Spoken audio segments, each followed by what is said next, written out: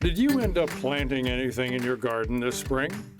It seems like the last few months have disappeared in the blink of an eye. Whether you got around to it or not, there's still some time to create an herb garden or pick up some produce-bearing plants. Summertime is quickly approaching, and tending to a garden is a great way to get outside and gain access to fresh herbs, produce, or just some beautiful flowers. During the COVID-19 pandemic, millions of Americans took up gardening as a hobby.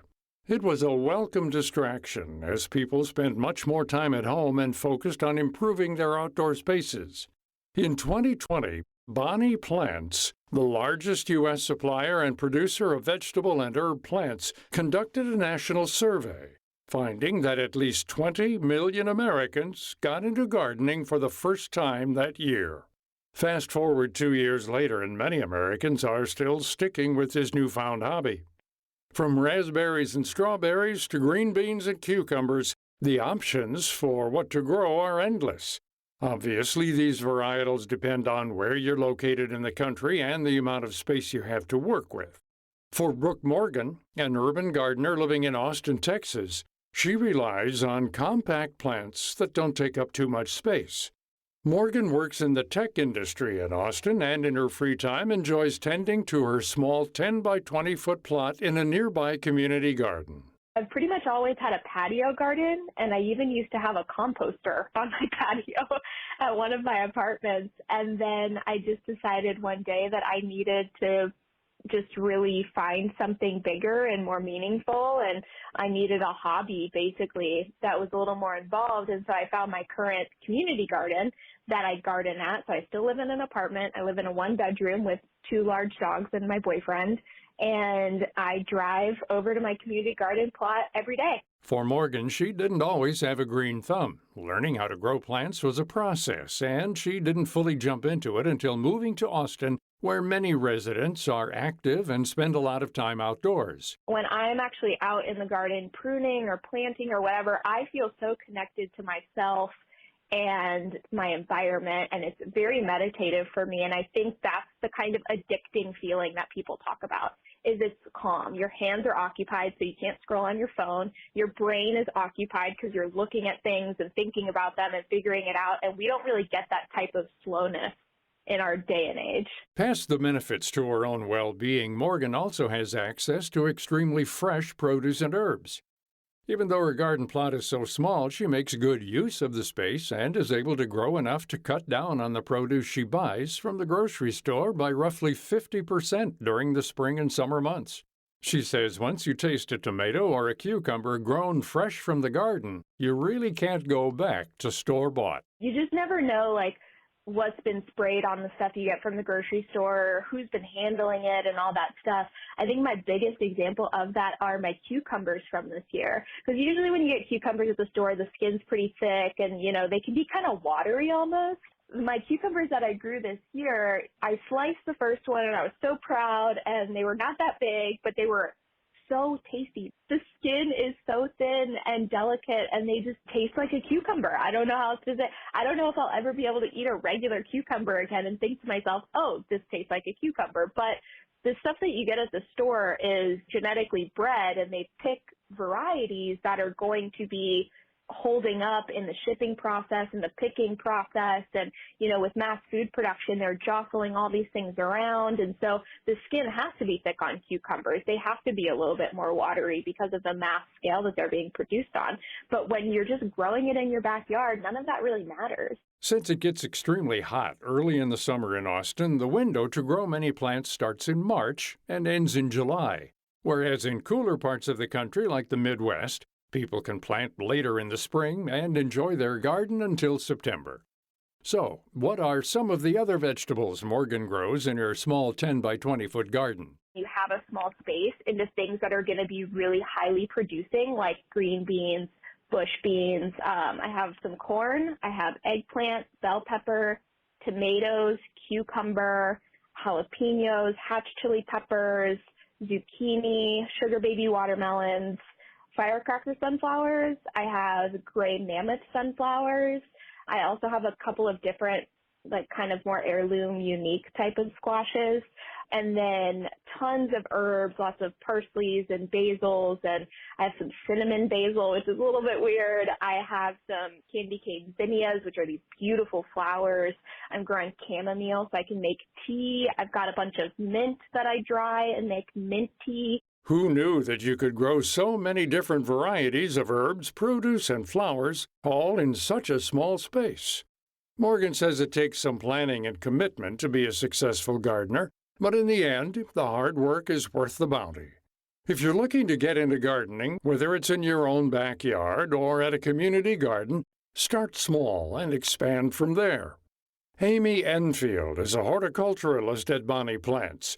In her role, she specializes in creating new plant and herb varieties that are then sold in garden centers nationwide. What's cool about being in this industry is like all the changes that are happening. So it used to be we were steering everything that we launched from a product standpoint, plant standpoint, to these large in-ground gardens because people were putting in, 40 by 40 victory gardens. But now we realize that this next generation of gardeners, these millennials, these Gen Zs, are living in small apartments. It's a lot more a city, urban gardening.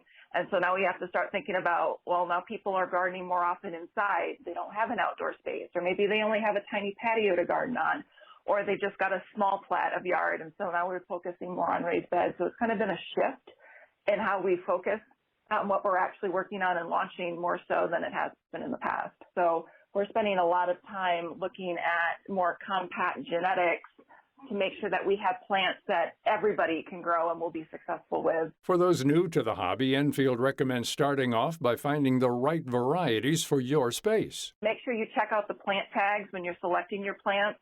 Those tiny little starter plants you're buying in the store are going to get big.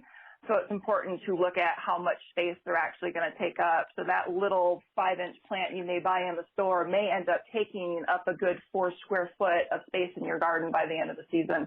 I also like to say you don't have to grow one of everything. Start small, get your feet wet, maybe do a tomato, a pepper, a basil plant, a couple peppers. Now you're on your way to salsa and or pizza sauce.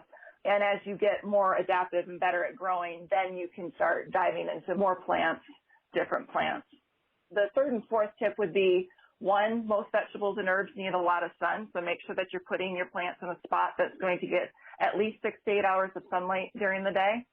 And then the last tip is I always like to make sure that you locate your garden or your plants as much as possible near a source of water, because otherwise you're going to have to lug water to these plants. So it's a lot easier if you can put them close to a water source so you don't have to drag water quite so far. And if you live in a climate where you have a shorter summer, Enfield says buy more resilient compact plants that can be harvested in as little as 30 to 40 days.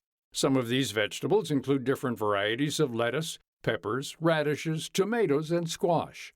If you don't succeed at first, keep trying. Some vegetables are harder to grow than others. Reach out to the experts at your local garden center to get tips, and do research online on Gardening 101.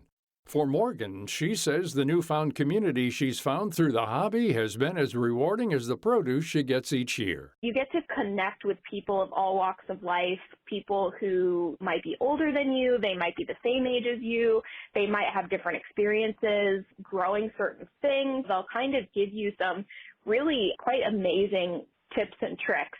So it's just like that piece of it is so valuable, just what you learn, because you can definitely learn a lot on like YouTube and the internet. And how I started even learning about gardening was I literally just stopped scrolling on my phone for like an hour and a half a day, and I dedicated that time to learning about gardening, and I've been incredibly successful with that. This summer, find some time to take up a new hobby like gardening. Whether you think you have a green thumb or not, gardening is a useful skill that will serve you throughout life. There's nothing quite like eating a sweet strawberry or juicy tomato that you grew with your own 2 hands. Once you have the fundamentals down, it's easy to keep learning and experimenting with new varieties year after year.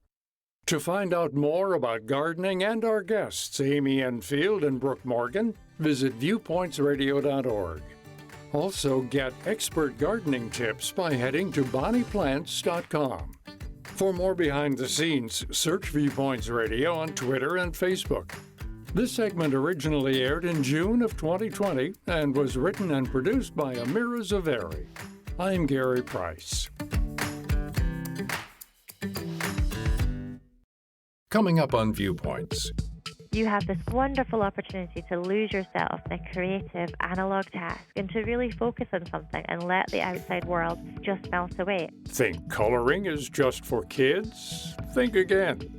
Then, it's not uncommon to have kids on the beach find cigarette butts in the sand. And in fact, there's been some cases of kids consuming them, many cases actually, and having nicotine toxicity. The many dangers of dumped cigarettes. I'm Marty Peterson. and I'm Gary Price. These stories in depth on your public affairs magazine, Viewpoints.